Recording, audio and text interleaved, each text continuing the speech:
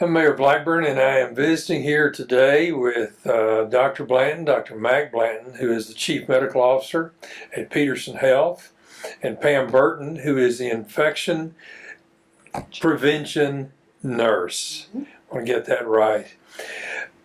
There are a lot of questions in our community about COVID-19, coronavirus, and what is going on now in terms of monitoring that, preventing.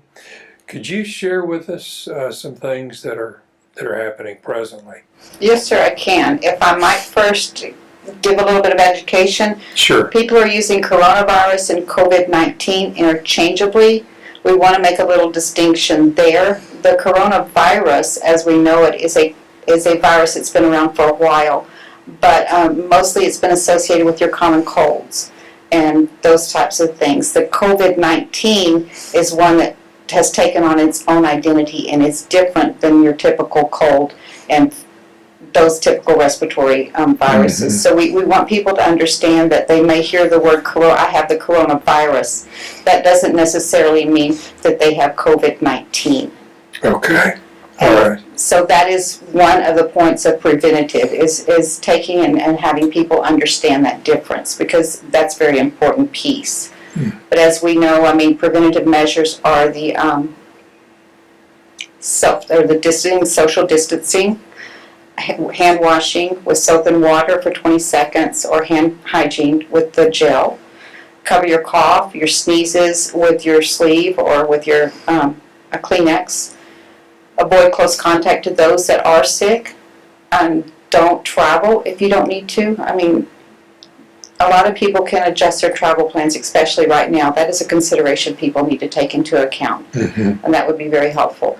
As well as if you feel like you are sick, for instance, and you say, I have a fever and I don't feel real well, use those hotlines, those triage lines that are available to the public in order to get that information, to see if you really need to come into the emergency department or be seen in a physician's office. So Peterson Health currently has a triage line that is open or runs Monday through Friday from 8 to 5, and that number is 830-896-4200, and then you can press 1, and you will be connected with a registered nurse that can answer your questions. If you feel you want to reach out to a provider, you can contact our PUC, Peterson Urgent Care. They can visit with you over the telephone as well, answer your questions, and kind of give you direction. But also remember that beginning Monday, Peterson Medical Associates, and Dr. Blanton can speak further to this, is going to be doing telemed. They're going to be seeing patients and visiting with patients over our lovely availability of electronic communication. And I want to hear Dr. Blanton share a little bit more about that. But would you repeat that telephone number they can call at Peterson Health? Yes, sir. It is 896-4200, and choose option 1. Okay. All right. Good. Thank you. Yes, sir. Dr. Blanton, can you share with us a bit more about this? Yeah, I can. Just to give a little bit more information on the pandemic and how it's affecting the country, the state, and actually Kerrville, Kerr County, and our surrounding counties. As everybody knows, it's a pandemic, so it's all over the world now. And in the United States, the hot spots, so to speak, where most of the cases have come from, are New York and Washington State, or in the Seattle-Tacoma area, in California.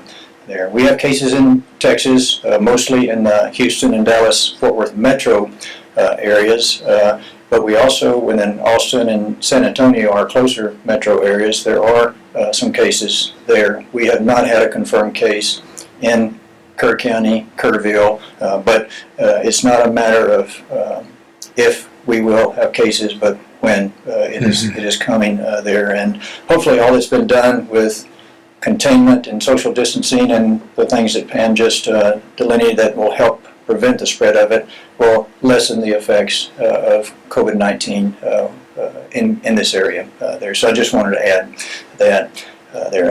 As far as healthcare providers and COVID-19, there's a lot of things we're doing there, but one of the things we are doing is focusing on telehealth or telemedicine even telephone to help us take care of patients there. So the concept is for social distancing and for patients, especially those high-risk patients, which are patients with more advanced age, to keep them out of the health system and away from other sick patients unless they absolutely have to be there.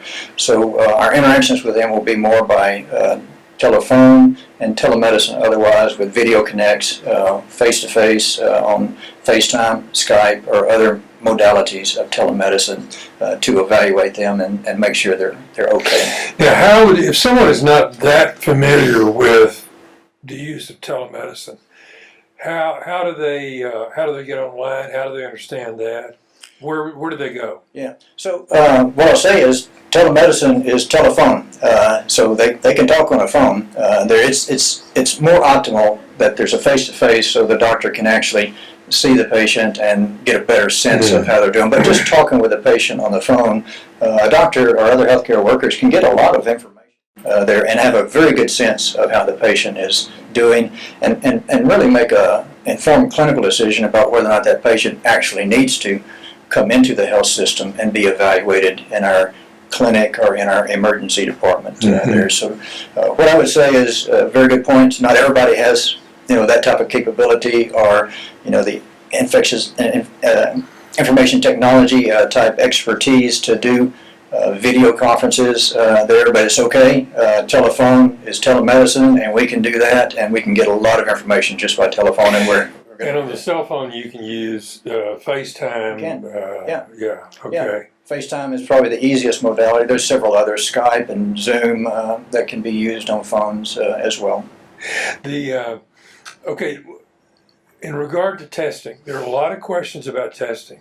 Is testing available in Kerr County? If so, how does that work? Yeah. So, and I'll let Pam, you want to take that one? I can speak to that one, yes, sir. So testing is not available for the general public at this time, no, sir. We are following CDC and Texas Department of State Health recommendations for testing criteria, so we will take a look at that.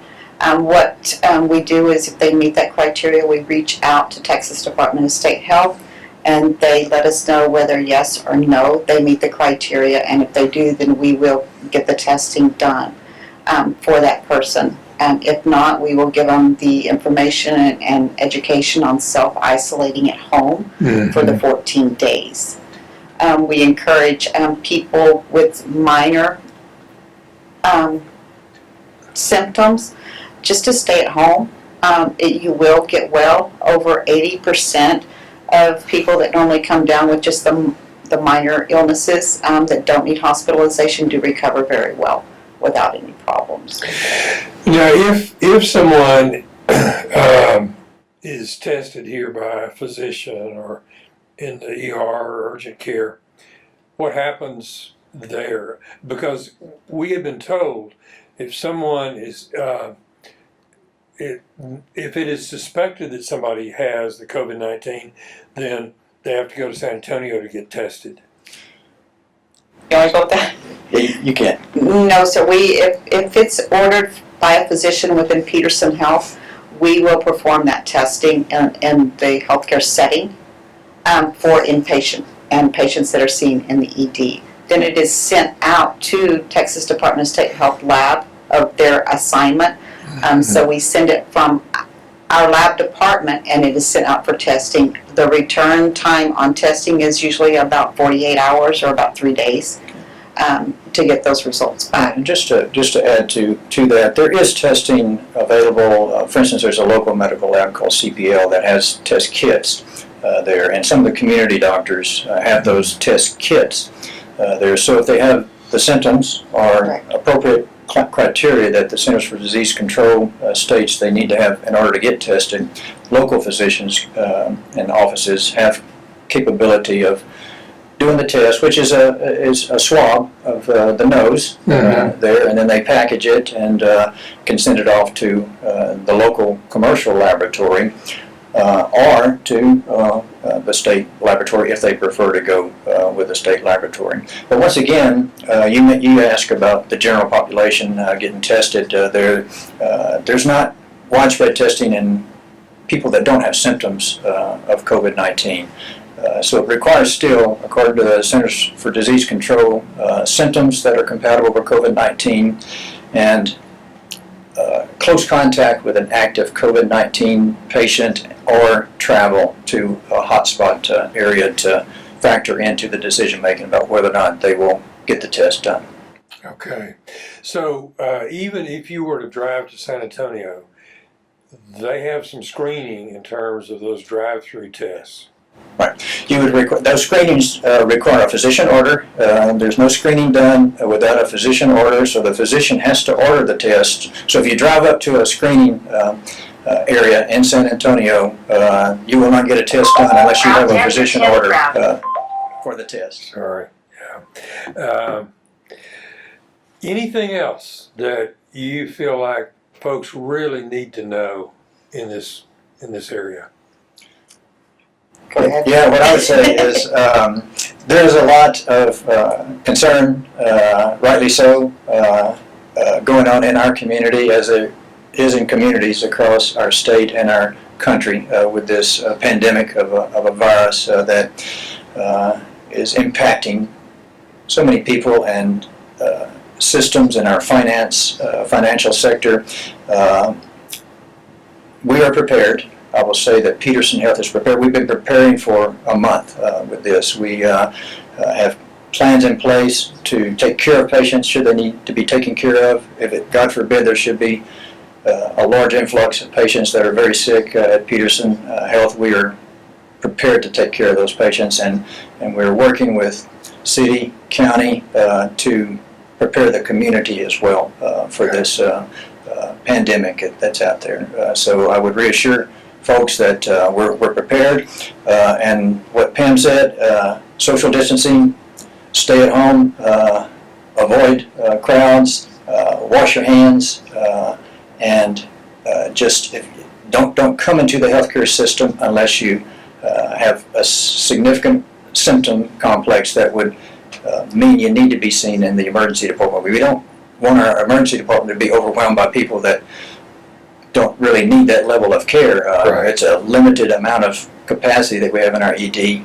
emergency department. If you have symptoms, talk to your doctor or call our triage line, our helpline there, and we will get you the type of care you need at your home there. So that's what I would say, sir. All right, good. Obviously, we don't want to go into names or even numbers, but have people in Kerr County been tested for COVID-19? Yeah, the answer is yes. We have testing capability, and so there's criteria that the CDC has, and so when patients have the criteria, we test, and we have capability of testing there, and there have been no confirmed cases in Kerrville or Kerr County. All right, good, thank you. Now, just one more thing. With your last name, Blanton, Yes, sir. there used to be a principal at Tybee High School, and then he was in the school administration here, named Gene Blanton. Are you any kin to him? Yeah, Gene is my uncle. He's my dad's older brother, and Gene is doing fine. He's 91 years old. I told him to stay at home. If he needs groceries or anything, I'm going to bring them to him there. So he's doing fine, but Gene Blanton is my uncle. All right, good. Thank you very much, both of you. Thank you.